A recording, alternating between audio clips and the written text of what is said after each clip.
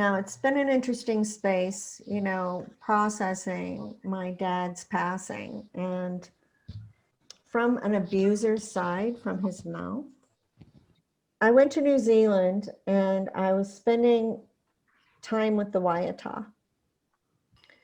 And it was the most balanced energy I had experienced since my grandmother. And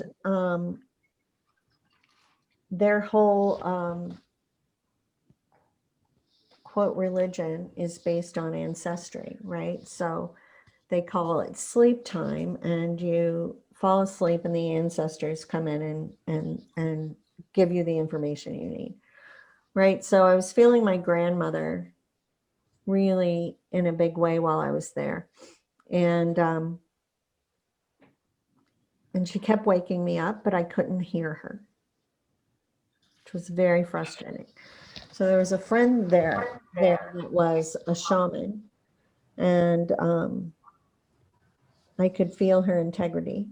So I shared with her, I was like, you know, I'm having this experience and I can't hear her. So we went to this event and I'm sitting there and suddenly I get so sleepy, right? And the shaman in a minute comes and taps me on the shoulder and she said, come with me. And when we went outside, she said, I was sitting there and I got so sleepy, I had to get up and go lay down. And she said, as soon as I got outside, your grandmother appeared to me. And I was like, yeah, right. And so the picture started, and my father was in a hospital bed. Like he was hooked to a bunch of wires. They handed me his teeth, which was very interesting. And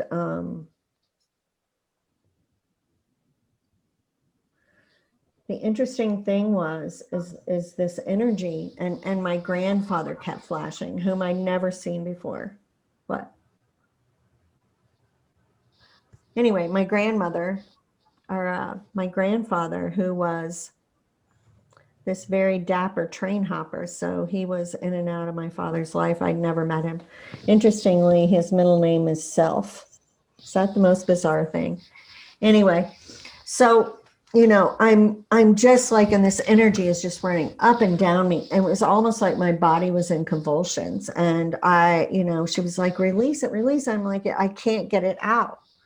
Right. So she took me over to this massive tree, which, you know, you guys know what I think about trees. And it had like a space where I could like kind of get inside of it.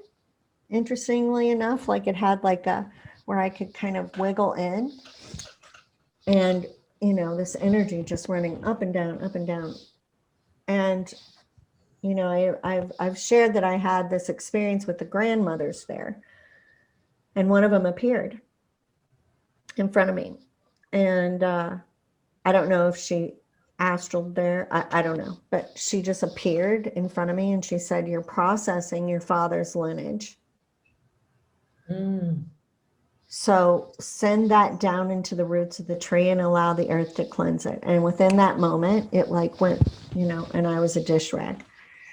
Now, it was so real. I was sure that was happening right then, right? Like I instantly like got on the phone, called my brother, like, what is going on, right?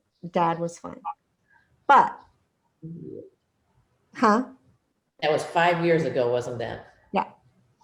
So I went down and sat in front of him, right? And interestingly enough, because all the watchers had kept him so protected, he didn't know about my book, right? They didn't speak to him about me or my work in any way. Like it was like this weird, like, oh, let's wrap Dad up. And, you know, he said to me, he was like, out of the mouth of an abuser, he said, I know what you're doing in the world. I see it. I think that work with domestic violence is very important. And he said, no matter how I think about it, I can't understand why they stay. out of a mouth of an abuser. Huh. Like, to me, he was like, your mom knew everything that was happening in that house, and she chose to stay. And she chose to keep you guys in the pathway, even though that she knew I was being molested, even though she knew that, it was possible that he was going to kill us all any minute. She chose that, right? It's interesting. Sometimes I think she's just as complicit. Same scenario here. My mom is just as complicit as my father was, because she just stood by and let it happen and knew about it. Well, Because she didn't know how to be a mother.